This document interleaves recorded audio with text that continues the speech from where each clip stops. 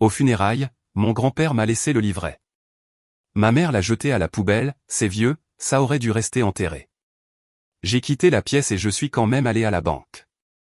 Le directeur est devenu blême, appelez la police, ne partez pas. Bonjour, bienvenue sur Imar. De nouvelles histoires sont prêtes. Regardez jusqu'à la fin. Le visage du directeur de la banque est devenu complètement blanc.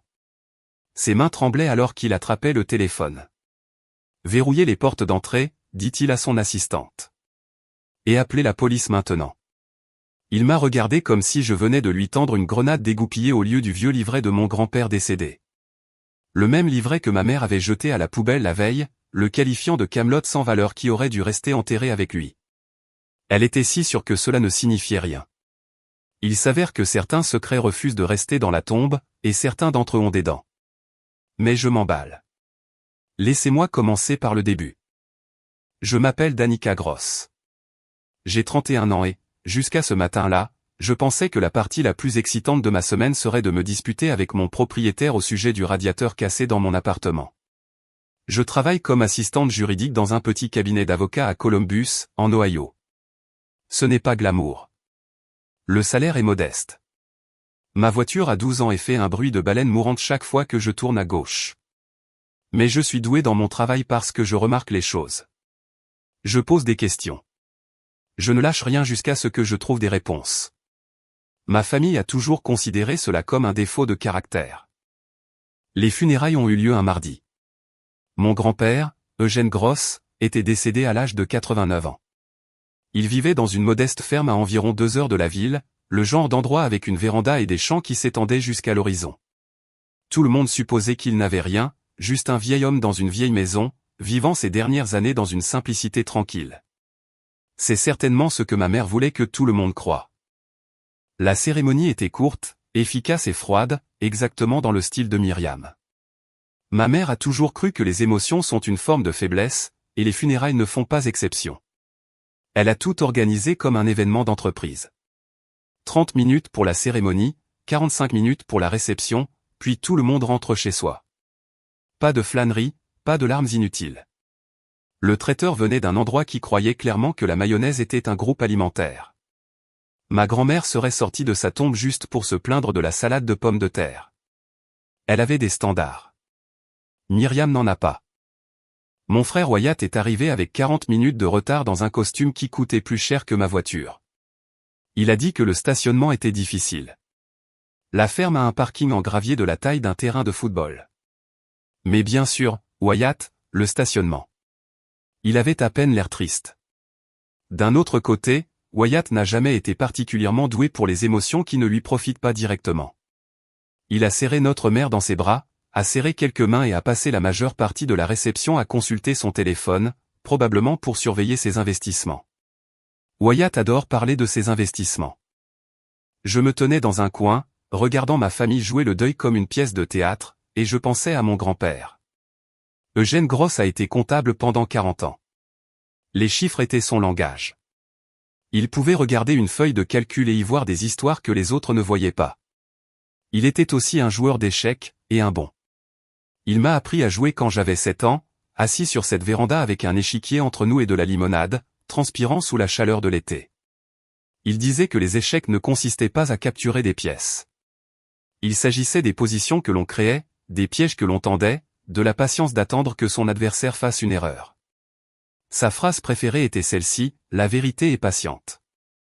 Elle peut attendre plus longtemps que n'importe quel mensonge. » Je n'avais jamais compris ce qu'il voulait dire par là. Pas jusqu'à maintenant. 2 semaines avant sa mort, je lui ai rendu visite à la ferme.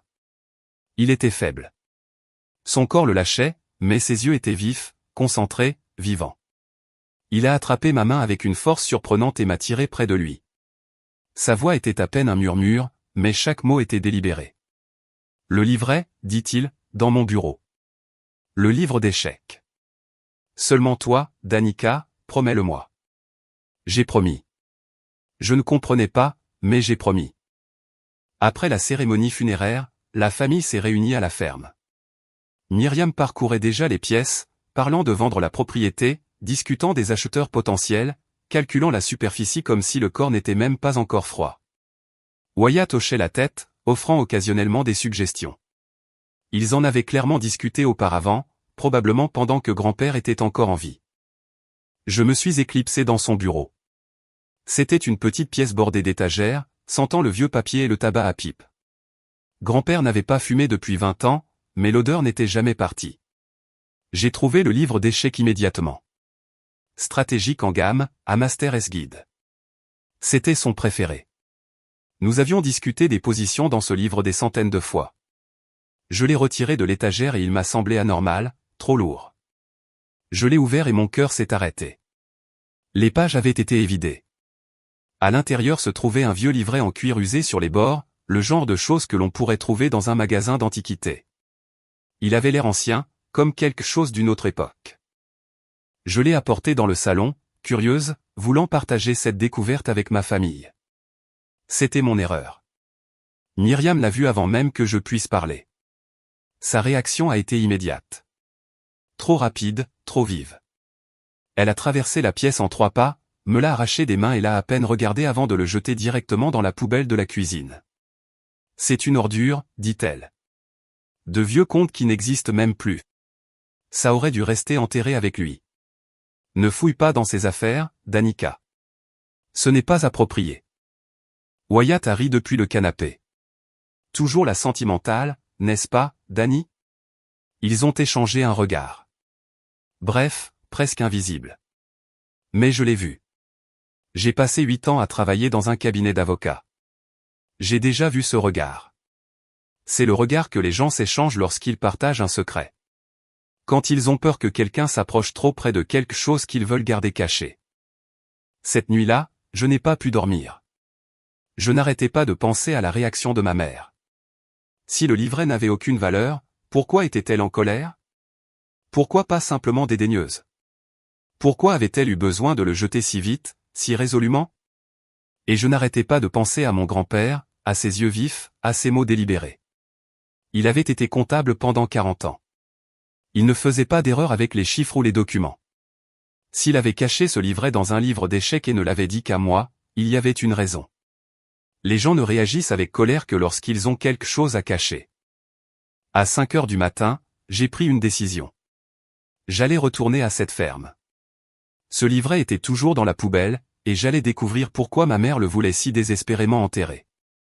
Avant de continuer, veuillez vous abonner et me dire dans les commentaires d'où vous regardez, et quelle heure il est chez vous. Je vois tout. Merci beaucoup pour votre soutien. Le trajet jusqu'à la ferme a duré 2 heures dans la lumière grise de l'aube. J'ai laissé la radio éteinte. J'avais besoin de réfléchir. Mon grand-père était beaucoup de choses. Patient, méthodique, stratégique.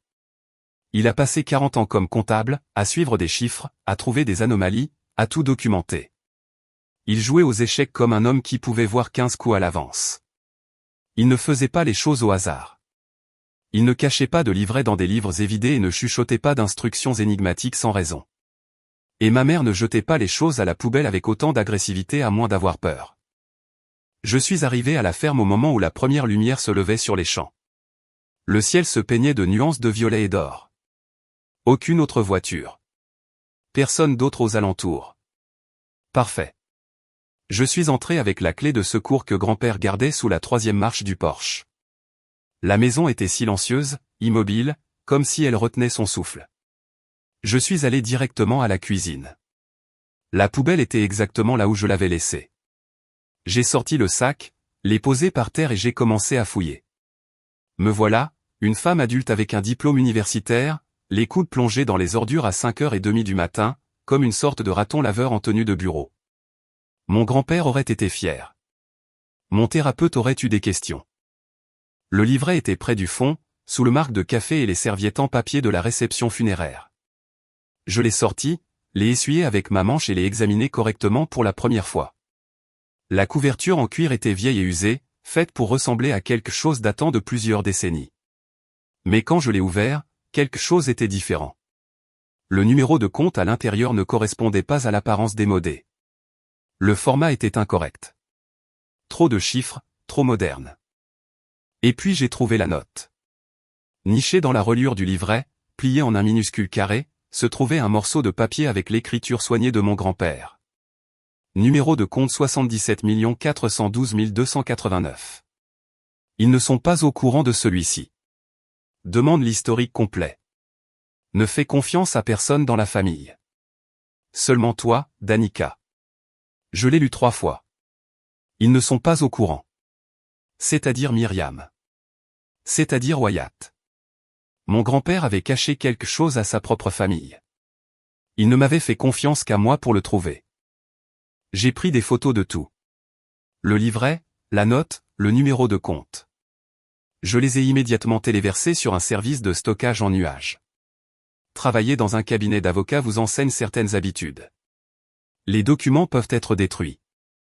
Les fichiers peuvent être perdus. Mais les sauvegardes numériques sont éternelles. Je suis rentré chez moi avec le livret dans mon sac et des questions qui me brûlaient l'esprit. Le premier appel est arrivé à 10 heures du matin. Myriam, sa voix était douce, concernée, maternelle, tout ce qu'elle n'est pas, je voulais juste prendre de tes nouvelles après hier, dit-elle.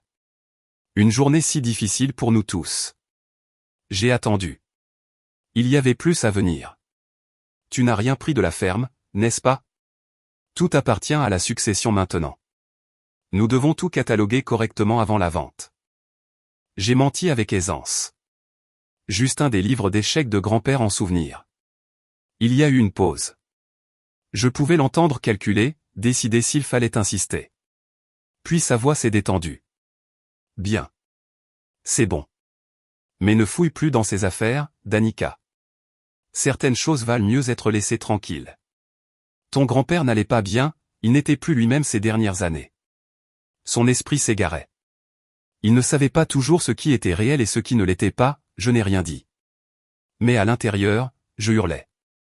Il y a 2 semaines, mon grand-père m'a regardé dans les yeux et m'a donné des instructions spécifiques.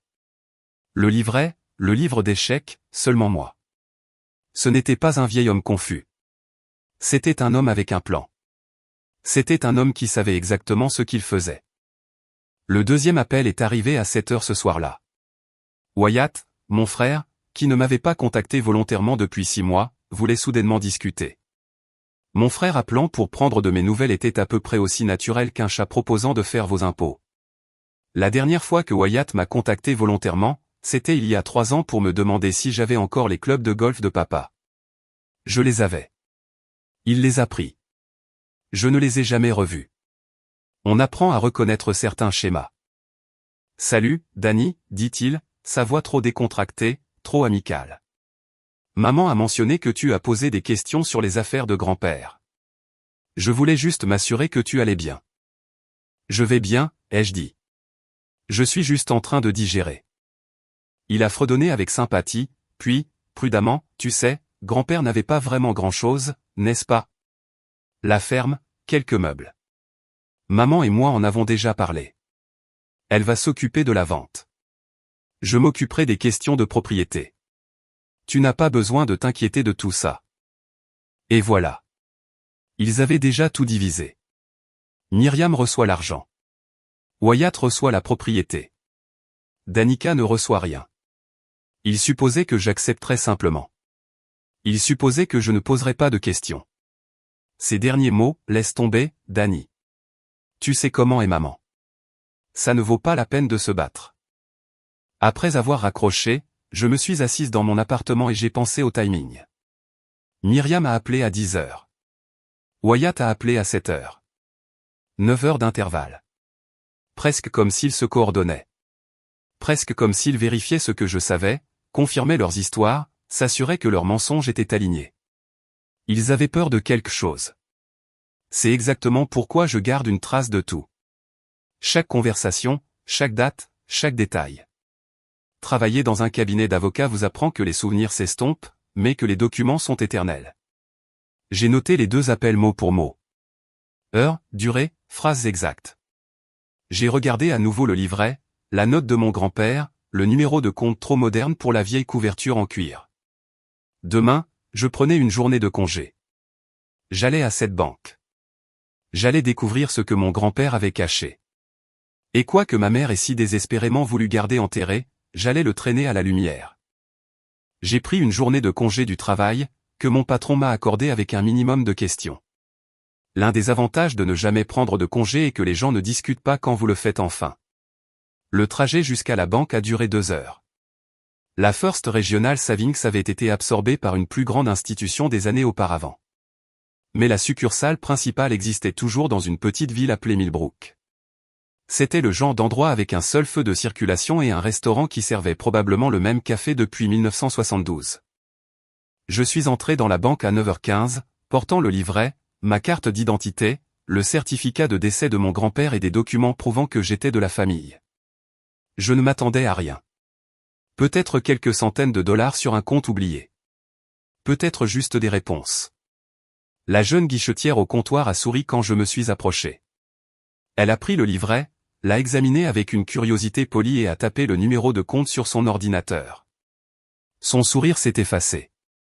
Elle s'est excusée, a passé un appel téléphonique à l'arrière, parlant à voix basse que je ne pouvais pas entendre. 20 minutes se sont écoulées. Je me suis assise dans le hall à regarder l'horloge, commençant à me sentir stupide. Peut-être que Myriam avait raison. Peut-être que ce n'était rien. Peut-être que j'avais conduit 2 heures pour un compte vide et une impasse. Je suis resté assise dans ce hall si longtemps que j'ai appris toute l'histoire de la vie du gardien de sécurité. Il s'appelait Karl. Il s'entraînait pour un 5 km. Sa femme l'avait forcé à abandonner le pain. Je n'ai jamais vu un homme avoir l'air si triste en se tenant à 1 mètre d'un bol de menthe gratuite. Puis un homme en costume coûteux est apparu, grand, les tempes grisonnantes, avec le genre de visage professionnellement neutre. Il s'est présenté comme Theodore Callaway, directeur régional. Il m'a demandé de venir dans son bureau privé. Ses mains étaient légèrement instables quand il a pris le livret. Il l'a examiné comme s'il pouvait exploser. Puis il s'est assis lourdement dans son fauteuil en cuir et a laissé échapper un long soupir.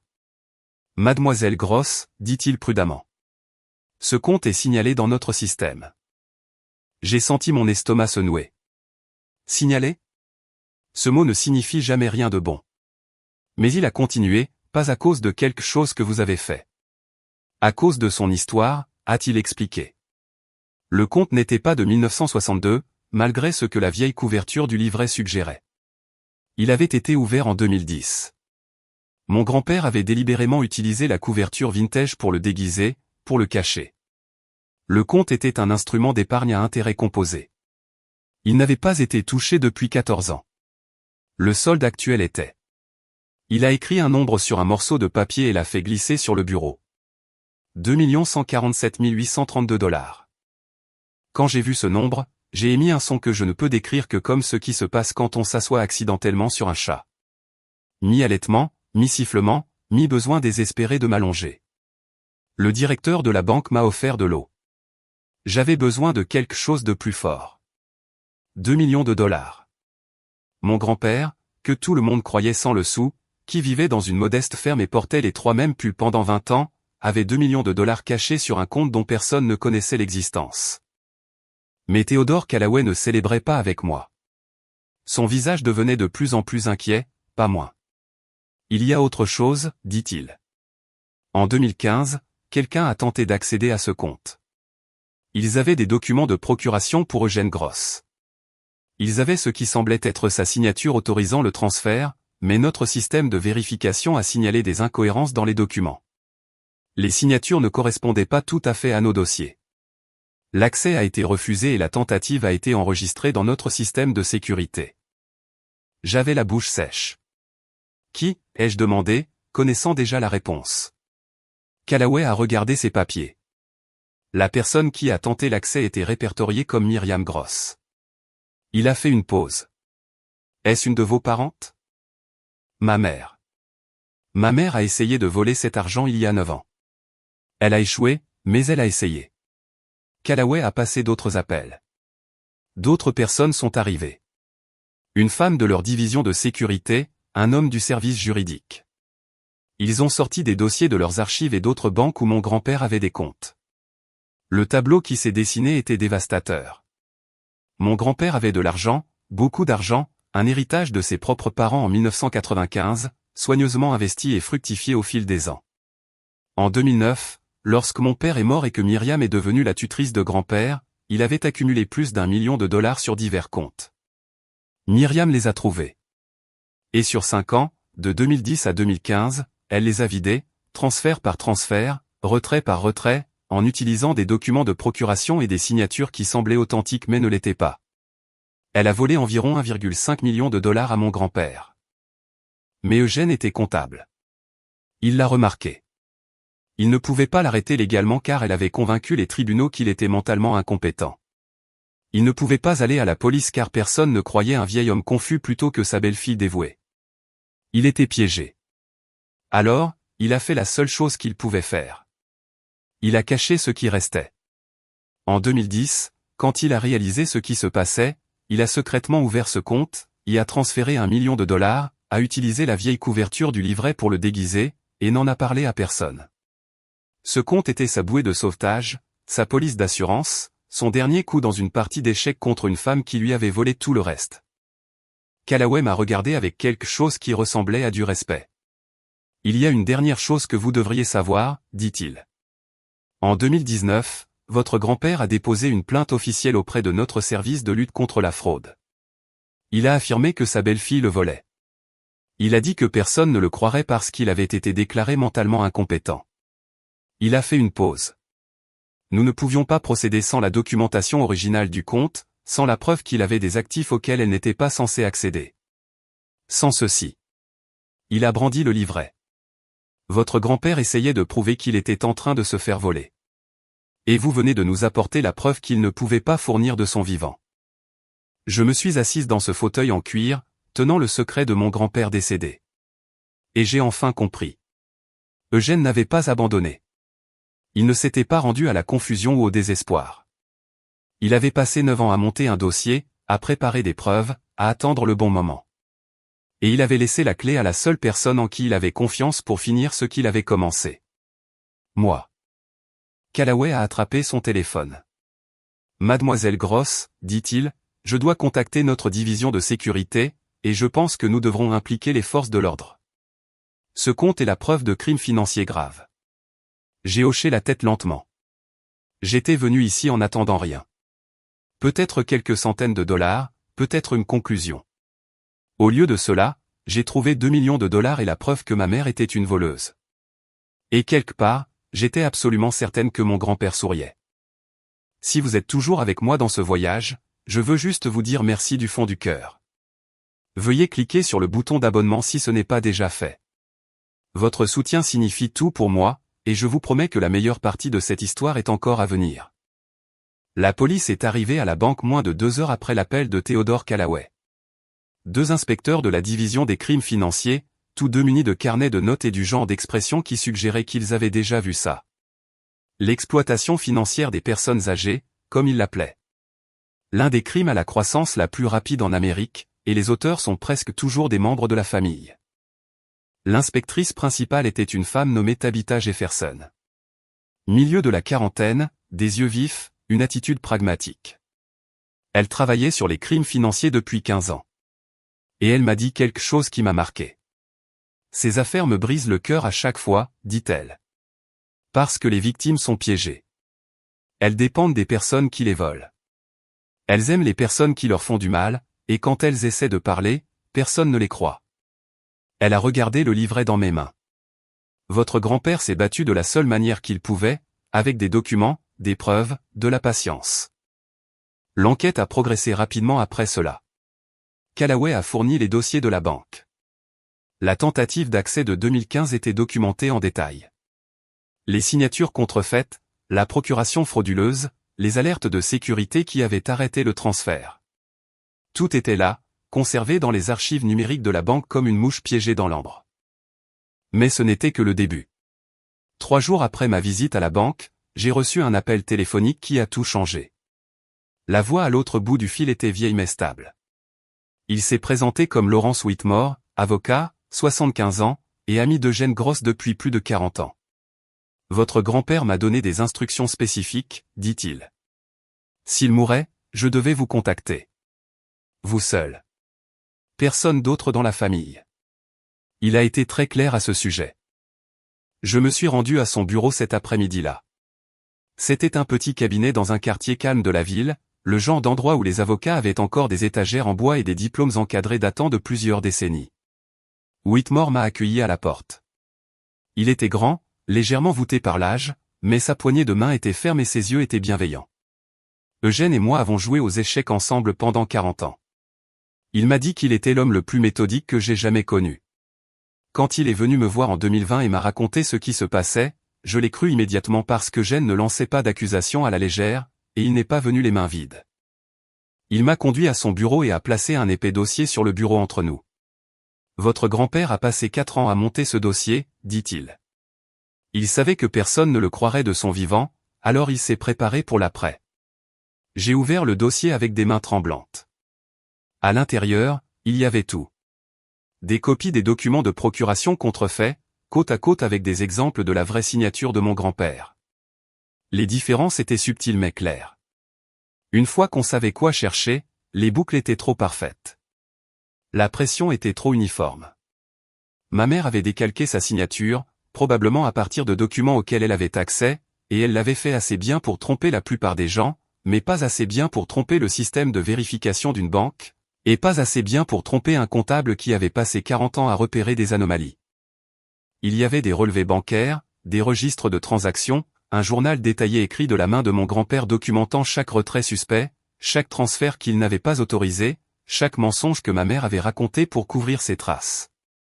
Date, montant, numéro de compte, 4 ans de documentation méticuleuse. Et au fond du dossier, dans une enveloppe scellée, se trouvait une déclaration sous serment notarié datée de 2022. Je l'ai lu lentement, la voix de mon grand-père résonnant dans mon esprit à chaque mot. Il décrivait tout. Comment Myriam avait pris le contrôle de ses finances après la mort de son fils en 2009. Comment elle avait convaincu les médecins qu'il montrait des signes de démence alors que ce n'était pas le cas. Comment elle l'avait isolé du monde extérieur, contrôlant ses appels téléphoniques, ses visiteurs, son accès à l'information. Comment elle l'avait volé systématiquement pendant des années tout en prétendant être sa tutrice dévouée. Ces derniers mots dans la déclaration m'ont frappé comme un coup de poing à la poitrine. Je suis saint d'esprit. Je sais exactement ce que je fais. Je laisse ces preuves à ma petite fille, Danica, parce qu'elle est la seule qui fera ce qui est juste. Elle a toujours posé les questions que les autres avaient peur de poser. Je lui fais confiance pour finir ce que je n'ai pas pu. Je me suis assise dans ce bureau et j'ai pleuré, non pas de tristesse, mais de quelque chose de plus difficile à nommer.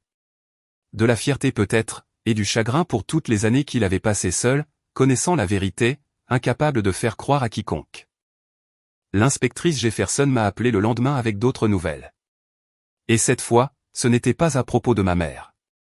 Nous avons examiné la piste de l'argent, dit-elle. Où les fonds volés sont allés après avoir quitté les comptes de votre grand-père. Et nous avons trouvé quelque chose d'intéressant sur votre frère, Wyatt. Wyatt, l'enfant prodige, avec ses costumes coûteux, son portefeuille d'investissement et sa certitude suffisante qu'il était meilleur que tout le monde. Il n'a pas seulement reçu de l'argent de votre mère, a poursuivi Jefferson. Il a créé une société écran, Garrett Holdings, société à responsabilité limitée, enregistrée en utilisant son deuxième prénom. Plus de 600 000 $ ont été blanchis par cette société sur 5 ans. Il n'était pas un bénéficiaire innocent, mademoiselle Gross. Il était un participant actif au stratagème. Mon frère, qui m'avait appelé pour me dire de laisser tomber. Mon frère, qui s'était moqué de moi pour ma sentimentalité. Mon frère avait aidé ma mère à voler notre grand-père et avait bâti tout son style de vie sur les profits. Sa maison, sa voiture, ses investissements, tout cela était de l'argent volé, caché derrière des documents d'entreprise et des mensonges familiaux. Mais les révélations n'étaient pas terminées. L'équipe de Jefferson a effectué des vérifications d'antécédents sur toutes les personnes impliquées. Procédure standard, dit-elle, et ils ont trouvé quelque chose dans le passé de ma mère qui expliquait tout. En 2002, la propre mère de Myriam était décédée. La femme avait environ 200 000 $ d'économie. Lorsque la succession a été réglée, il ne restait presque rien. D'autres membres de la famille avaient suspecté quelque chose à l'époque, mais ils ne pouvaient pas le prouver. L'argent avait simplement disparu.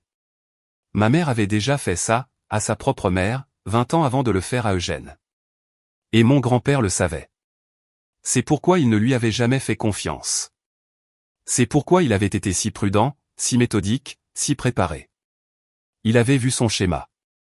Il savait de quoi elle était capable. Et il avait passé ces dernières années à s'assurer qu'elle ne s'en tirerait pas une deuxième fois. L'inspectrice Jefferson m'a demandé de coopérer pleinement à l'enquête, ce qui signifiait garder le silence, ne pas avertir ma mère, ne pas confronter mon frère, assister au dîner de famille et prétendre que tout était normal pendant que le dossier était monté contre eux. 2 semaines de mensonges.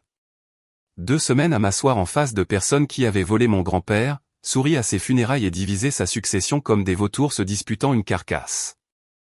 Le dîner du dimanche chez ma mère était une torture. Le poulet de ma mère a toujours été un crime contre la volaille. Mais ce soir-là, cela semblait approprié. J'étais là, à m'étouffer avec la preuve d'un mauvais jugement tout en étant assise en face d'une femme qui avait fait du mauvais jugement toute sa carrière. Myriam a parlé de la vente de la ferme. Elle avait trouvé un acheteur, bon prix, clôture rapide. Wyatt hochait la tête, mentionnant une nouvelle opportunité d'investissement qui l'excitait. Ils étaient si confiants, si certains de s'en être sortis avec tout. Après le dîner, Myriam m'a prise à part. Sa voix était douce, concernée, maternelle, la performance d'une vie. Je sais que nous ne sommes pas toujours d'accord, dit-elle. Mais nous sommes une famille. Ton grand-père voudrait que nous restions unis, que nous nous soutenions. J'ai gardé un visage neutre. Bien sûr, maman. La famille d'abord. Pendant 2 semaines, j'ai dû prétendre que je ne savais pas que ma mère était essentiellement une criminelle en col blanc. Chaque fois qu'elle appelait pour se plaindre de la pelouse de ses voisins ou du prix des œufs à l'épicerie, je voulais dire, tu sais ce qui est cher aussi, maman? La prison fédérale. Mais j'ai attendu. J'ai documenté. J'ai fait confiance au processus. Mon grand-père m'a appris les échecs quand j'avais 7 ans. Sa leçon préférée, le meilleur coup n'est pas toujours le plus évident. Parfois, on sacrifie une pièce pour gagner la partie. Il avait sacrifié ses dernières années à tendre ce piège. Il savait qu'il ne le verrait pas se refermer, mais il savait que je le ferais. L'appel est arrivé un jeudi matin. La voix de l'inspectrice Jefferson était calme et professionnelle. Mademoiselle Gross, nous exécutons les mandats aujourd'hui. Les arrestations seront simultanées. J'ai pensé que vous voudriez le savoir. Je l'ai remercié, j'ai raccroché, et je suis resté assise en silence pendant un long moment. Ma mère était sur le point de tout perdre. Mon frère était sur le point d'apprendre que la trahison a un prix, et la patience de mon grand-père était enfin sur le point de payer. Les arrestations ont eu lieu à 7 heures du matin, coordonnées à la minute près, sans avertissement, sans possibilité pour eux de se contacter, de coordonner leurs histoires ou de détruire des preuves. L'inspectrice Jefferson avait tout planifié parfaitement. Je n'étais pas là. Mais Jefferson m'a raconté les détails plus tard, et je dois admettre qu'il y avait une certaine satisfaction à les entendre. Ma mère a ouvert sa porte, encore en peignoir, une tasse de café à la main. Elle a vu les insignes et les uniformes, et pendant un instant, son masque est tombé. J'imagine qu'elle ressemblait à une femme regardant son monde entier s'effondrer au ralenti. L'inspectrice Jefferson a présenté le mandat. A lu les charges. Fraude, falsification, exploitation financière de personnes âgées, vol. Ma mère a tenté une dernière manipulation. Sa voix était stable, raisonnable, la voix d'une femme qui s'était sortie d'affaires toute sa vie. C'est une erreur, dit-elle. Mon beau-père n'était pas bien mentalement. Il ne savait pas ce qu'il disait. J'essayais de le protéger. Jefferson n'a pas été impressionné. Madame, nous avons 4 ans de preuves documentées, une déclaration notariée de votre beau-père, attestée par un avocat, des relevés bancaires de votre tentative d'accès à un compte dont vous ne connaissiez pas l'existence, et une piste documentaire montrant exactement où l'argent est allé. Ce n'est pas une erreur. Ce sont les conséquences. Ma mère a été menottée et conduite à la voiture de police. Pas de cris, pas de scène dramatique, juste la mort silencieuse d'un mensonge qui avait duré 15 ans. De l'autre côté de la ville, au même moment, mon frère était dans son bureau. Il était en réunion avec des clients lorsque les officiers sont entrés. J'ai entendu dire qu'il était devenu complètement pâle. Il a essayé d'expliquer qu'il devait y avoir une confusion. Il a essayé de mentionner son avocat. Les officiers n'étaient pas intéressés par la négociation. Wyatt a été menotté devant ses collègues. Sa réputation est morte à ce moment-là. Tout ce qu'il avait construit, toute l'image qu'il avait cultivée, tout était parti. On ne se remet pas d'une arrestation pour blanchiment d'argent dans sa propre salle de conférence. L'affaire a suivi son cours devant les tribunaux au cours des mois suivants. J'ai assisté à certaines des audiences, j'ai vu les preuves s'accumuler, j'ai vu l'expression confiante de ma mère s'effriter lentement à mesure que l'ampleur du dossier de l'accusation devenait claire. Son avocat a tout essayé. Il a prétendu que Gene était mentalement incompétent, donc sa déclaration était invalide. L'accusation a fait venir 3 médecins qui avaient examiné mon grand-père au fil des ans. Tous 3 ont témoigné que Gene ne montrait aucun signe de démence. Il était vif, cohérent, conscient. La décision d'incompétence, ont-ils expliqué, avait été basée sur de fausses informations fournies par Myriam elle-même. Elle avait convaincu les tribunaux que son beau-père perdait la tête pour que personne ne le croie quand il disait qu'elle le volait. Le juge n'a pas été sympathique. L'avocat de Wyatt a essayé une approche différente. Il est venu me voir en privé avec une offre. Wyatt témoignerait contre notre mère en échange d'une peine réduite. Il a prétendu qu'il avait été manipulé, qu'il ne connaissait pas toute l'étendue de ce qui se passait, qu'il était aussi une victime. L'avocat a transmis le message de Wyatt avec soin. Votre frère dit qu'il veut arranger les choses. Il est prêt à coopérer pleinement. J'y ai réfléchi pendant exactement 3 secondes. Dites à mon frère que notre grand-père m'a appris les échecs, ai-je dit. Et aux échecs, on ne négocie pas avec les pions. Cela n'avait de toute façon aucune importance. Les procureurs n'étaient pas intéressés par la coopération de Wyatt. La société écran prouvait qu'il n'était pas un simple bénéficiaire de la générosité familiale. Il avait créé des structures d'entreprise pour cacher de l'argent volé. Il avait signé des documents. Il avait effectué des transferts. Il savait exactement d'où venait l'argent. Et il avait aidé à le dissimuler. Pas d'accord. Accusation complète. L'audience de détermination de la peine a eu lieu par une froide journée de février, 3 mois après les arrestations. Palais de justice fédéral, mur lambrissé de bois. Le drapeau américain suspendu derrière le banc du juge. Avant que les peines ne soient prononcées, le procureur a demandé à présenter une déclaration de la victime, de Gene. La salle d'audience est devenue silencieuse alors qu'elle lisait ces mots à haute voix. Ma belle-fille a volé mon argent et ma dignité. Elle a convaincu le monde que je perdais la tête pendant qu'elle vidait mes économies de toute une vie. Personne ne me croyait. Mais je ne suis pas confus. Je sais exactement ce qui m'est fait. Et je laisse un dossier pour qu'un jour la vérité éclate. J'ai regardé le visage de ma mère pendant que ces mots remplissaient la pièce. Elle regardait droit devant elle, sans expression, mais ses mains tremblaient. Wyatt ne voulait pas croiser mon regard. Il avait l'air plus petit, en quelque sorte diminué. Le frère confiant et prospère qui m'avait toujours méprisé avait disparu. À sa place, il n'y avait qu'un homme qui avait tout misé sur un mensonge et avait perdu. Le juge a prononcé les peines. Myriam Gross. 7 ans de prison fédérale. Aucune possibilité de libération conditionnelle anticipée.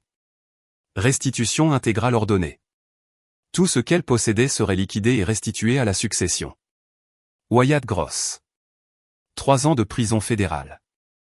Une condamnation pour crime qui le suivrait pour le reste de sa vie. Sa carrière dans l'investissement, sa réputation professionnelle, son image de succès soigneusement construite, tout cela était terminé. Je me suis assise dans cette salle d'audience et j'ai ressenti quelque chose que je n'attendais pas. Pas de triomphe, pas de satisfaction, juste un sentiment tranquille d'achèvement, comme un livre qui atteint enfin son dernier chapitre. Après l'audience, l'inspectrice Jefferson m'a trouvé dans le couloir. Votre grand-père serait fier, dit-elle. Il s'est battu pendant des années. Vous l'avez terminé. Je l'ai remercié, lui ai serré la main, et je suis sorti du palais de justice dans l'air froid de février. Plus tard, l'avocat de Wyatt m'a appelé une dernière fois, me demandant si j'envisagerais de rendre visite à mon frère en prison. Il a dit que Wyatt voulait s'excuser, voulait s'expliquer. J'ai dit que j'y réfléchirais. L'avocat de Wyatt m'a effectivement demandé si je lui rendrais visite en prison. J'ai dit que j'y réfléchirais. J'y réfléchis encore. Cela fait 6 mois. Je vais probablement continuer à y réfléchir. Certaines excuses arrivent trop tard pour avoir de l'importance. Certaines explications ne méritent pas d'être entendues. Mon téléphone a vibré. Un message de Laurence Whitmore, l'avocat de mon grand-père. Votre grand-père a laissé autre chose pour vous. Un dernier élément. Quand vous serez prête, venez à mon bureau. Une surprise de plus. Un coup de pluie d'outre-tombe. Eugène n'avait pas encore terminé. J'ai rendu visite au bureau de Laurence Whitmore 2 jours après la condamnation. Le vent de février était glacial, mais le soleil était éclatant, et pour la première fois depuis des mois, j'avais l'impression de pouvoir respirer. Whitmore m'attendait avec du thé et une seule enveloppe sur son bureau. Mon nom était écrit sur le devant de l'écriture soignée de mon grand-père. Il m'a demandé de vous donner ceci après que tout serait résolu, dit Whitmore. Il était très précis sur le moment. Il voulait que vous le lisiez quand vous pourriez apprécier ce que cela signifiait. J'ai pris l'enveloppe. Elle semblait légère, juste du papier, mais je savais qu'elle contenait quelque chose de lourd. Avant de l'ouvrir, Whitmore a expliqué le résultat juridique. Les 2,1 millions de dollars du compte caché étaient maintenant à moi. Le testament d'Eugène, gardé en sécurité par Whitmore pendant des années, me nommait explicitement comme unique bénéficiaire. Ma mère et mon frère étaient spécifiquement exclus, avec des documents expliquant pourquoi. De plus, le processus de restitution avait commencé. Les actifs saisis à Myriam et Wyatt seraient liquidés et ajoutés à la succession. Le produit de la vente de la ferme, que ma mère avait prévu de garder pour elle, me reviendrait à la place. L'héritage total, une fois que tout serait traité, serait d'environ 2,5 millions de dollars. J'ai hoché la tête, mais l'argent semblait abstrait, lointain. Ce que je voulais vraiment était dans cette enveloppe. Je l'ai ouverte avec précaution. À l'intérieur se trouvaient 2 pages couvertes recto verso de l'écriture de mon grand-père. La lettre était datée d'1 mois avant sa mort. Ma très chère Danica, commençait-elle. Si tu lis ceci, alors tu as trouvé le livret. Tu as suivi la piste. Tu as fait ce que je savais que tu ferais. Je veux que tu comprennes pourquoi je t'ai choisi. Ton frère a toujours été le fils de sa mère. Je l'ai vu grandir, apprendre ses valeurs, prendre des raccourcis, croyant que la fin justifie les moyens. J'espérais qu'il changerait, mais l'espoir n'est pas une stratégie. Un comptable sait qu'il ne faut pas se fier à l'espoir. Ta mère ne m'a jamais aimé. Elle aimait ce que je représentais. La sécurité, la respectabilité, l'accès à des ressources qu'elle pouvait contrôler. Quand ton père est mort, que Dieu ait son âme, elle a vu une opportunité. Un vieil homme avec de l'argent et personne pour le protéger. Elle pensait que j'étais une cible facile. Elle avait tort.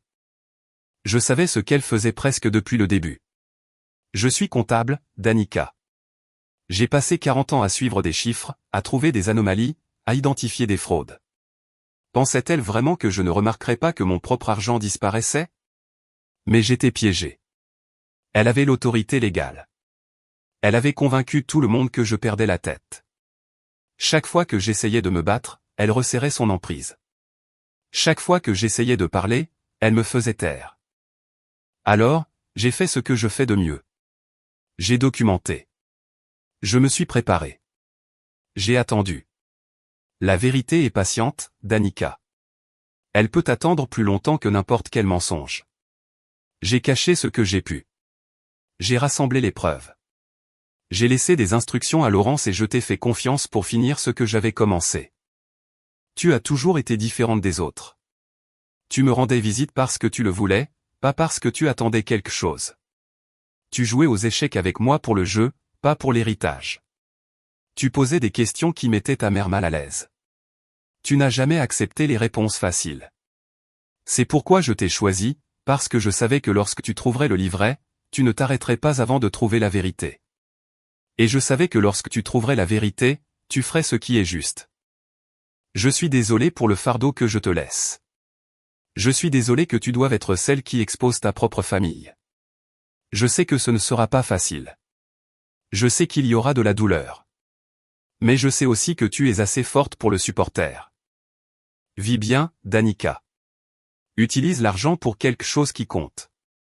Construis quelque chose qui dure. Sois heureuse. J'ai passé mes dernières années à mener une bataille que je ne pouvais pas gagner, mais je me suis assuré que tu la gagnerais pour moi. Merci d'être la petite fille que j'ai toujours espéré avoir. Avec tout mon amour. Grand-père Eugène. Je me suis assise dans le bureau de Laurence Whitmore et j'ai laissé les larmes couler. Pas des larmes de tristesse, quelque chose de plus profond, quelque chose qui ressemblait à de la guérison. Mon grand-père m'avait vu. Vraiment vu. Dans une famille où je m'étais toujours sentie comme une étrangère, il avait reconnu quelque chose de vrai en moi. Et il m'avait confié la chose la plus importante qui lui restait. Pas seulement de l'argent, la justice. C'était il y a 6 mois. J'ai quitté mon emploi au cabinet d'avocat, j'ai remboursé mes dettes, j'ai acheté un petit immeuble au centre-ville, une étroite devanture avec de grandes fenêtres et une bonne lumière.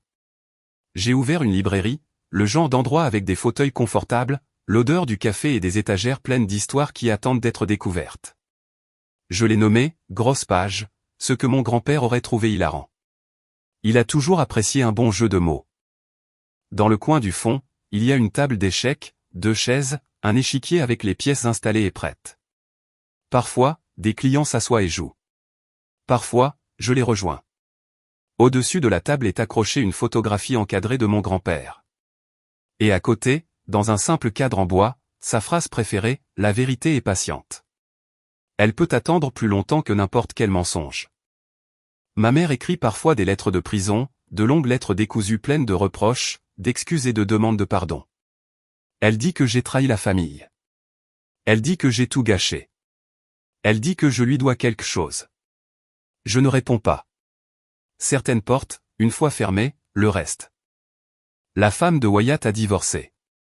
Ses amis ont disparu. Quand il sortira de prison, il aura un casier judiciaire et rien à montrer pour toutes ces années de prétendu succès. Les gens qui avaient tout parce qu'ils l'avaient volé n'ont maintenant plus rien. Et moi, j'ai une librairie. J'ai la paix. J'ai la certitude que mon grand-père a passé ces dernières années à se battre pour la justice et que c'est moi qui l'ai rendue. Merci beaucoup d'avoir regardé.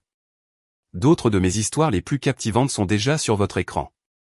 Cliquez sur l'une d'elles maintenant et ne manquez pas la meilleure partie. Vous allez adorer.